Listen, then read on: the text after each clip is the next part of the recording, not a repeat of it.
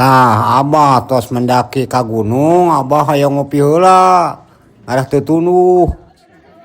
Nah, Abah ayeuna keur jalan-jalan di wisata Batu Kuda. Nah, Abah dongkapna hari biasa oge, Abah meuni seueur eta pengunjungna. Meuni rame pisan katinggalna ku Abah. Ari ditaros ku Abah anu camping teh ti Universitas ITB. Tuh, ku Abah kau ditunjuk-tunjuk lokasi campingna. Tah, geningan katinggal ku Abah meuni seueur pisan anu karempingna. Saurna mah campingna bade 5 dinten tugas ti guruna teh. Satadina mah Abah teh langsung weuih tapi hayang ninggal kumaha anu karemping teh ku Abah katinggalna.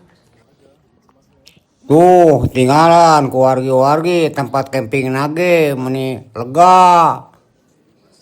Tah, anu karemping masih seueur ge katampung di dieu mah. Tamah mah suur, tangkal pinus, meuni raoseun pisan hehejoan. Tah, Abah rek nyampeurkeun, rek ninggal tempat campingna siga kumaha. Jalan nama rada nanjak sakedik. Tuh, tos katinggal ku Abah anu karempingna. Tah, upami wargi-wargi dulur-dulur mun hayang aparamena wisata Batu Kuda kedah dongkapna dinten Sabtu jeung dinten Mingon. Pasti langkung rame ti suklakna, ti siklukna pada daratang wisatawan ka Batu Kuda.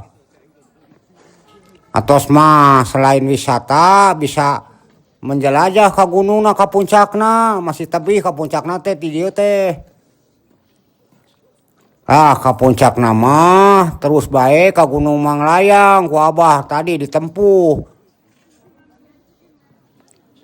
Mani kokoronangan Abah tadi meuni kacida capena. Tuh, geningan Abah bari tutunjuk, bari ningal pemandangan anu karemping.